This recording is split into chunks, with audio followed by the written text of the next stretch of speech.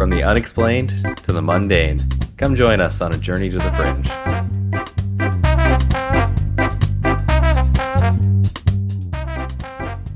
Hello and welcome to Journey to the Fringe, where it really actually hasn't been 48 hours since we last talked to you guys, at least in our time, so we got no money to report back for. Chelsea, anything?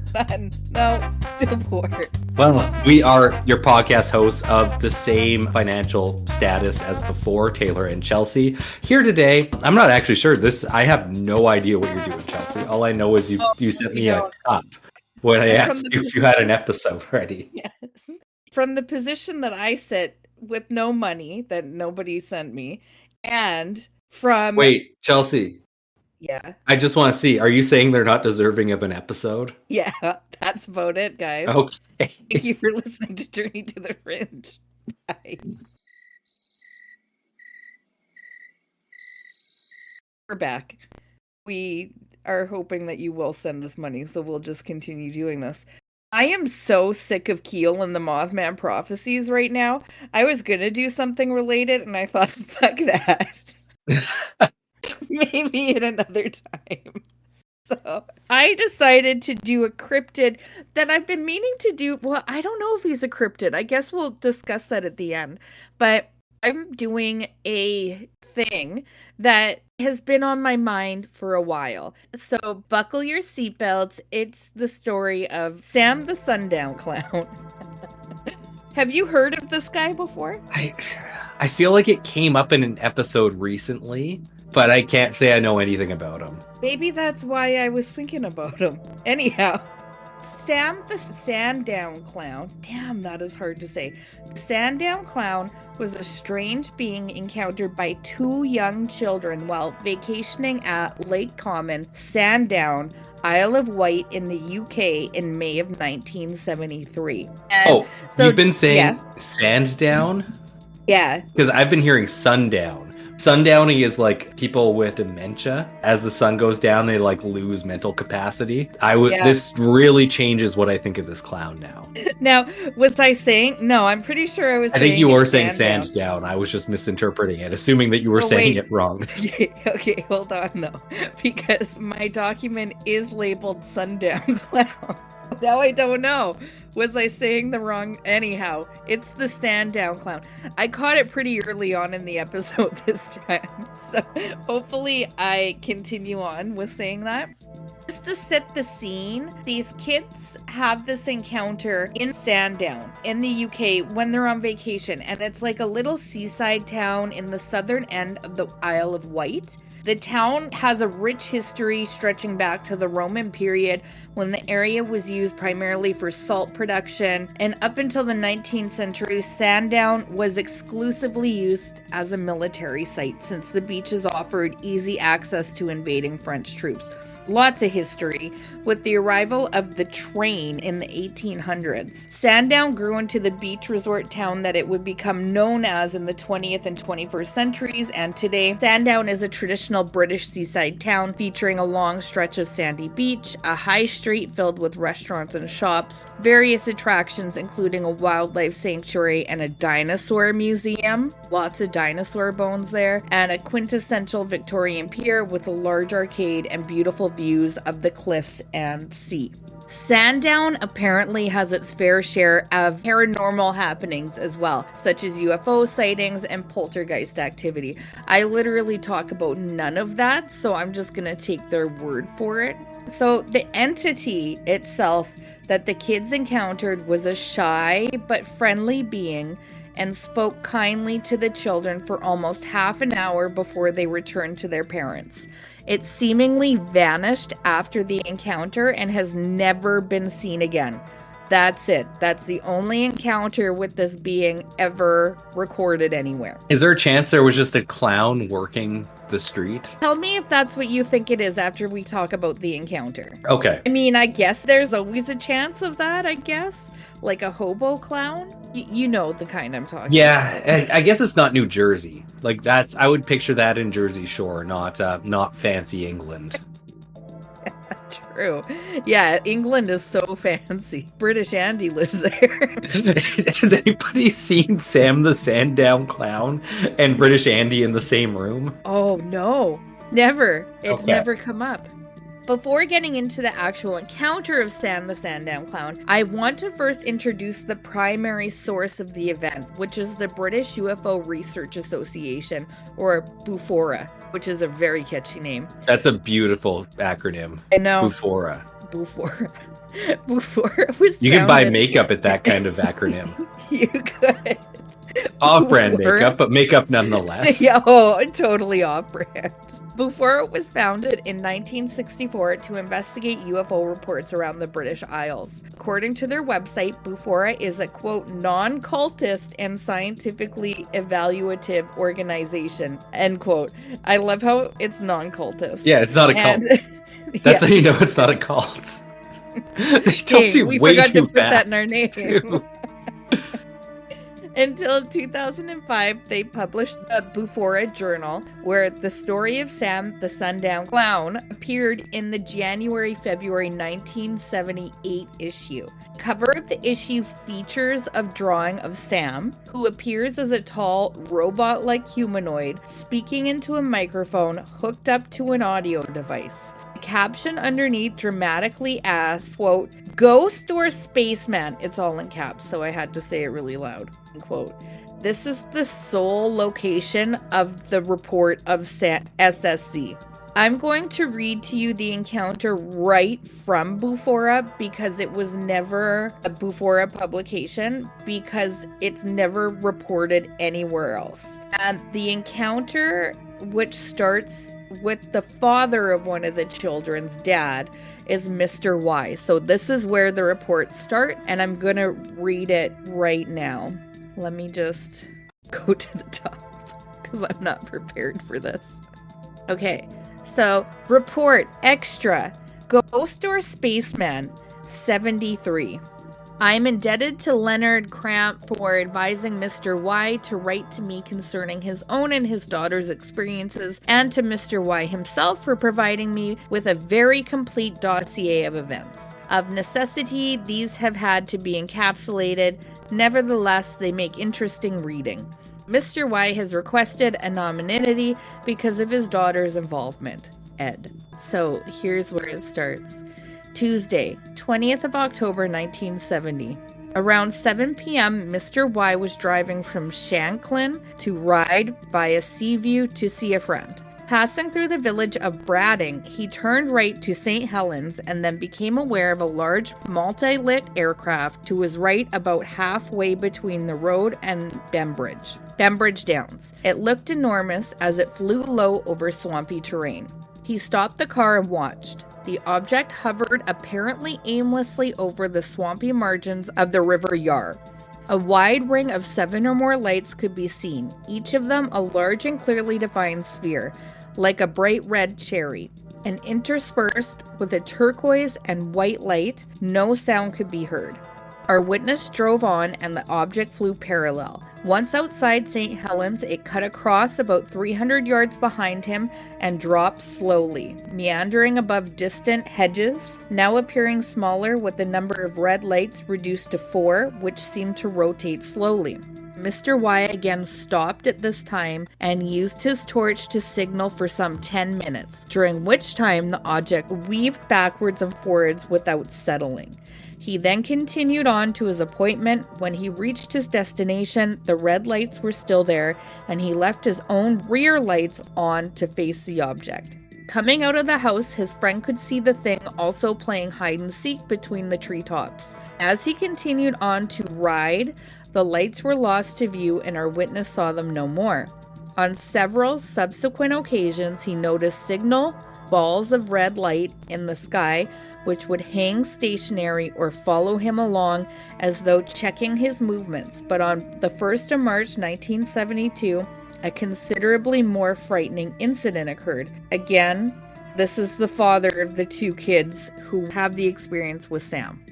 It was between 9 p.m. and 10 p.m. And Mr. Y was perched on the cliffside at Compton Bay, having been driven there by an unexpected tidal surge, seemingly caused, in part at least, by some form of droning underwater craft. From his vantage point, he observed 2 points of light, yellow and peering up at me like the eyes of some horrible sea monster. He guessed the eyes were not much more than 40 feet away and were just below the surface of the sea, like a sort of periscope. They disappeared, and as the tide gradually subsided, Mr. Y was able to get back to his car and drive home. At no time did he tell his young daughter of anything he had experienced, but at the beginning of May 1973, when she was 7 years old, she claimed to have had a very weird encounter indeed.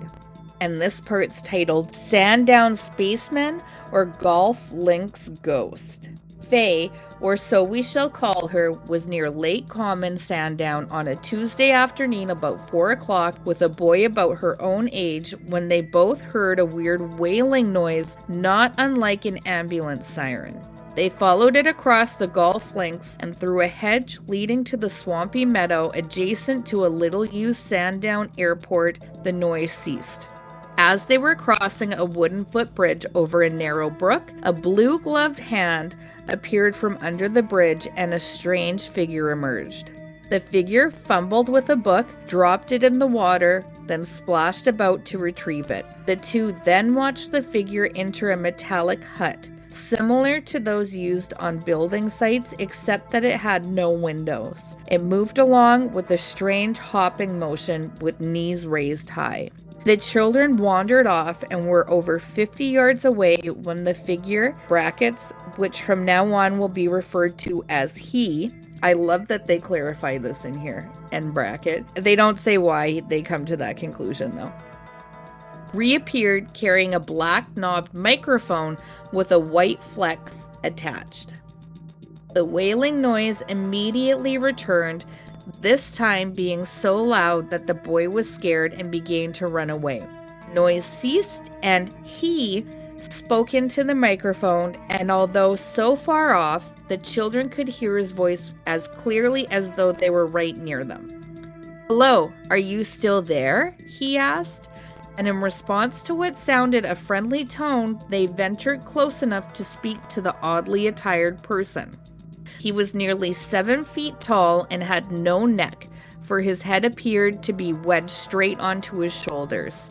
He wore a yellow, pointed hat, which interlocked with the red collar of a green tunic. A round, black knob was affixed to the top of his hat, and wooden antennae were attached on either side. The face had triangular markings for eyes, a brown square of a nose, and motionless yellow lips. Other round markings were on his white paper cheeks, and a fringe of red hair fell onto his forehead. Wooden slats protruded from his sleeves, and from below his white trousers, his first communication was in writing. "Hello," he wrote in a notebook in a large hand. "Hello, I am all colors. Sam." The boy was hesitant, but Frey read each word as it was pointed to. This was necessary as the words were not laid out in conventional sequence. The children ventured closer and discovered that the creature could talk without the aid of a microphone. Though his lips did not move and speech was unclear, rather like that of a person who does not open his mouth properly. He asked the children about themselves, so they ventured to ask questions too. He asked about his clothes, which were all ripped, and he told them he only had one set, so he could only wear those. Because of his strange white features, they asked if he was really a man. The answer was a chuckled, "No." I don't know how you would chuckle that.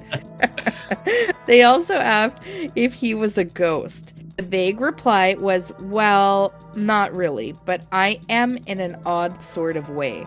"What are you then?" He continued, but only obtained the answer, "You know," with no further explanation. Oh man, this guy's great.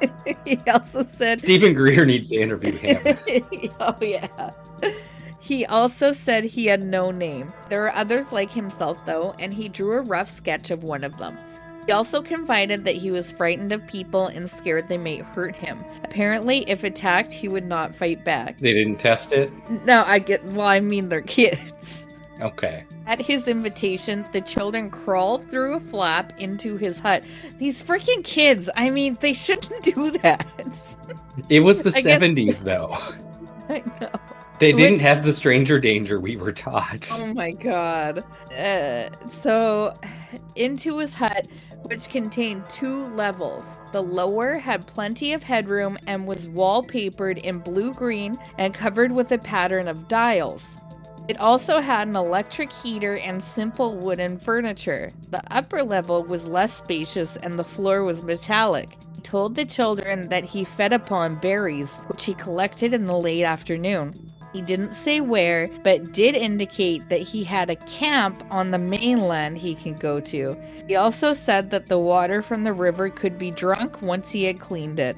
Once inside the hut, he removed his hat to reveal round, white ears and sparse brown hair. Before eating a berry, he performed an odd conjuring trick. He placed the berry in his ear, thrust his head forward, and caused the berry to disappear and reappear at one of his odd eyes. Repeating the process, the berry traveled to his mouth.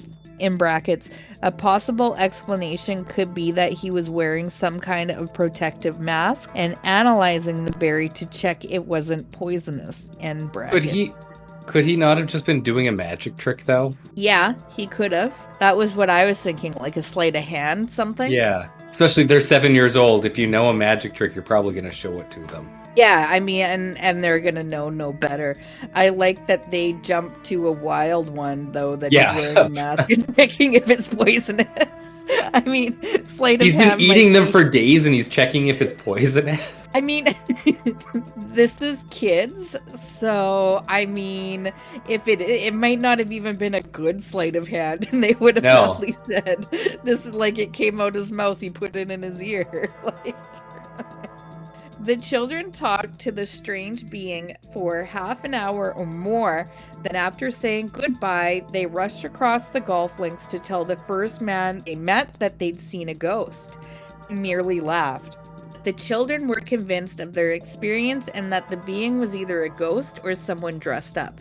Faye told her father... He definitely dressed up. He definitely... Or maybe didn't dress up because his clothes were all ripped. Yeah. He put on his worst clothes. They told her father of her experience some 3 weeks later, Jesus, on the 2nd of June, 1973. At first, he found the story quite unbelievable, but was amazed at the detailed account and Faye's certainty as to its truth. She was quite upset when he suggested she'd made it up or invented it. Mr. Wise saw the boy, but found him not easy to communicate with, though he did get a statement from him verifying that he'd seen it too. Apart from make-believe, other possibilities considered include a shared hallucination and a deliberate hoax by someone. There was such an extraordinary amount of detail, however, which include the further point that the creature clearly only had 3 fingers on each blue-gloved hand and 3 toes on his bare white feet, making a deliberate hoax somewhat difficult, and indeed, why go to all that trouble? Why does that detail appear there in this article? A good question. What an odd place for it to be. Mr. White tells me that, although bizarre, certain elements of the story rang true to him, and he also took account of the possibility of some connection with his own previous experiences. Summing up, he says, quote, I get the impression that Faye was somehow taken into a bubble of alien reality created by this strange personage. He told them he had just made the hut. Also, Faye told me that while they were talking to this ghost, 2 workmen nearby were repairing a post. They paid no attention to the weird charade as though they could not see it, end quote. Or they're used to the guy. Oh, that's just Sam. He got 3 fingers, 3 toes. Yeah. He's got that one magic Poison trick. berries. We keep giving him poison berries, which is why he's so bloated. Yeah. And he's high as fuck. That's why he's using a microphone. We gave him the microphone, too. Well, ghost, basement, imagination, hoax, or hallucination? Take your pick. Just a child's make-believe? Perhaps there are a number of unusual elements in the story, and it is very detailed. Remember, too, that quite a percentage of reports of sightings come from children. Brackets. The Welsh flap is a case in point. In particular, the box dropping incident and the humanoid report from Broadhaven School. See Volume 6, Number 1. What the fuck is the box dropping incident? Yeah, I think, Chelsea, we just got a ton of things for our research document. One last point. Mr. Y visited the spot but could find no metal hut anywhere in sight, nor any indication of one. Not really surprising, no matter in what light one views the children's story for. To make a comparison, how often are traces found in reported UFO landings? The case rests. ...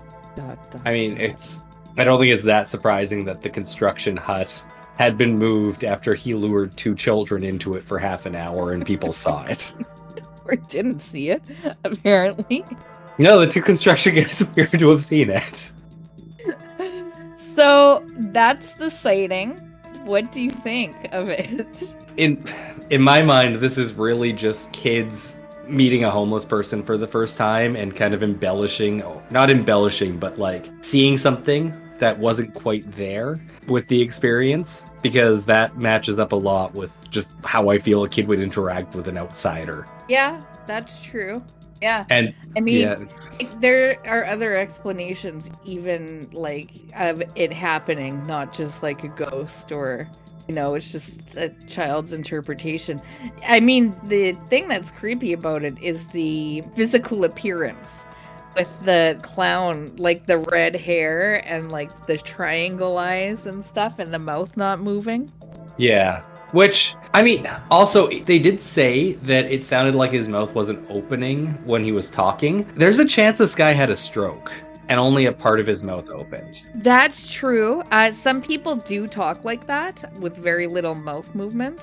You know the people I'm talking about. And my other thought while I was reading it was how much of this, with the dad's background in his sightings, when they kind of said that they thought it was a ghost, how much was he kind of feeding the paranormal details into it? Not only that, the fact leading that, like, at home, there may be kind of a culture of talking about these things. So seeing something outside of what you're normally expecting, you get that feeling of this is what's happening, so you add these details. Yeah. I mean, there are details that are in that article that I wouldn't expect a child to come up with. And they do even speculate in there with the mask and the boysenberry that they are putting it through a mask, which is just a wild thing to jump to, I think. Yeah. So there is a little bit in the article, and some of the stuff I think a kid wouldn't come up with. They definitely probably said, oh, like, did he do this? I can't think of a specific example because that's how I work. But yeah, creepy the way that it's presented, nonetheless. Yeah, I mean, if everything is just taken as true, it is a truly bizarre story. And either way, it is a bizarre story, particularly the fact that their stories do match up in particular points. Like the fact that they both say there's 3 digits on all extremities. Yeah. What do you think? Like, it was 3 weeks later that she brought it up. Yeah. And how do you think they came to the conclusion that he had 3 fingers and 3 toes? Do you think that's a detail that the children noticed? I think so. Although it could have come up in questioning them both together, I don't know for sure. That is the part of the problem of it being 3 weeks later and then that it not coming out with actual investigation, but a dad forcing a kid to give a statement. I don't even know that as an adult, that if I was just having a regular interaction with something, I probably just think that everything's normal if I come across a clown in the woods. I don't know that I'm going to pay attention to the fingers. Yeah, fair enough. Like, it might go over my head. I mean, it is a 30-minute encounter. It is a 30-minute encounter. And if somebody has never met somebody who's missing digits, or you're just used to normals, like, if one kid pointed it out, that would be something that they would remember. That's true. But it doesn't sound like they pointed it out too. Maybe they did, because it doesn't say everything that they asked him. Maybe they're like, I see you only have 3 fingers. 3 toes. Yeah, well, yeah, the entire story does not take up 30 minutes of conversation. So maybe they bring it up. I'm the type of person. You know, they were sitting around the table, and the dad asked, like, repeatedly, how was your day over the course of 3 weeks? And she just said, good. And, like, do you do anything? No. And then just, like, out of nowhere one day, she just kind of brings it up. Yeah. Remember when we were in Sundown? We saw a clown in the bush, and we And went there's that into his clown house. for 30 minutes. He ate those berries, only had 3 fingers. Put the berry in his ear, it came out his mouth. Do you remember? That was fun. Oh yeah, a kid would bring it up that way too. And it was like when they were late for something too, so they're really rushing.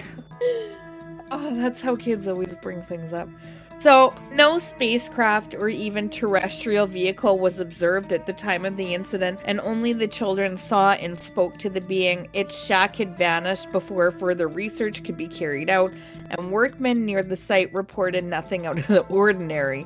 Which, Taylor brought up a good point. That just means that he wasn't potentially out of the ordinary, and that Sam is always there. The children were insistent that this encounter really happened for the remainder of their lives. Their parents initially disbelieved them, but when they continued to talk about the encounter in vivid detail, Bufora was contacted by the parents and all details logged in their archives. So that's the end of that. I think we just had a pretty lengthy discussion about possible explanations. I feel like our explanations make sense. But let's talk about some more. There are several explanations as to what the being could have been. Theories include a human wearing a costume, a fairy, a ghost, or other type of paranormal or supernatural creature, a robot, an extraterrestrial, possibly wearing a costume, hoax, a shared hallucination, or folie à deux. I'm just gonna scratch that one out. I don't think it was a shared hallucination unless they were also eating the poison berries. The creature could have also been made up by the kids who saw it. I think that one's probably unlikely because the people who were working close by did remember the kids walking past them. As far as Sam being an alien, Sam's story with the hut could have potentially been a UFO, and it also seems to be what Mr. Y is implying by tying Faye's interaction with Sam to his own UFO sighting. I agree with that one, because that's why he tells the story. And then, I think he probably jumps to conclusions and leads it a little bit there, was my thought. Yeah, well, he's not an investigator, so I don't blame him for asking leading questions, unlike people that we've looked at in the past who definitely do that. Who should be, not asking leading questions. Sam as a ghost. Faye and Harry were convinced Sam was some sort of wandering specter. When the children asked Sam if he was a ghost, Sam seems to consider the possibility with his cryptic response, well, not really, but I am in an odd sort of way. Maybe. Could we not just interpret that as him saying, like, he didn't feel like he was human because he's a homeless person who people look down on, but he's not quite this dead? Could also be somebody with a mental illness. Yeah. Who's had a stroke that isn't seeing reality properly. I mean, why they're dressed up as a clown? Maybe it was the Joker. I don't know. I'm just having some word vomit at the moment as to what it could be. But I really don't think it's a ghost. It would just make it more confusing if he was a ghost. Why would he be a ghost? Why would he say he wasn't a ghost then? Why would he be a ghost? I don't know. Sam is a human. Not to make the story dark, but Sam's interest in the children and inviting them into his weird swampy shack certainly sounds like a kidnapping attempt. I don't know about that because he let them go. Yeah. Well, maybe he knew the family didn't have any money at a certain point. The fact that the children didn't mention being held captive or feeling threatened makes me think this wasn't necessarily an encounter with malicious intent. If Sam was a human, his strange appearance and mannerisms could very well have been linked to drug or alcohol abuse, mental health, poison berries, or similar reasons. Children are likely to conjure up bizarre descriptions of people that appear odd to them. Yeah, that one I think is good. Yeah. Sam is a shared hallucination. I'm not even reading this one because that's not what it is. Sam is a prank. Children get bored. When children get bored, they make up stories to entertain themselves. Children have such a vivid and wonderful imagination, so this could have been a childish prank that Faye's father took seriously because of his prior experience. Sam the underappreciated cryptid. So, this is the end of the episode. We've given our opinions throughout. Do you have anything else left to question? Other than we do need to invest in mental health facilities and treatments, I feel like this might be a good story that gives an example of why. Yeah, I mean, this was the 70s, so I'm sure it's come a hell of a far ways since then. It was actually a little better back then, just because we had sanitariums at the time. Yeah, it's definitely something we still need to invest in. Population goes up, we need to expand. I only say that because I was just talking about it. The city's infrastructure isn't keeping up with the population and the housing being built, but I digress. Yeah, and with that, I have been Taylor, here with Chelsea. We are Journey to the Fringe. Thank you all for listening. We'll see you next week. Thank you for listening to Journey to the Fringe. If you have liked what you have listened to, please like, share, subscribe, or follow, depending on what venue you are listening to us through. Also, please, if possible, leave a 5-star review, as that really helps us in the algorithms. Should you wish to interact with us, please check us out on your social media of choice. I bet you we are there. And if you really want to communicate with us and give us ideas for new episodes, or tell us that we're wrong and terrible, either way, please send us an email at journeytothefringe@gmail.com. For now, I'll see you in the next episode.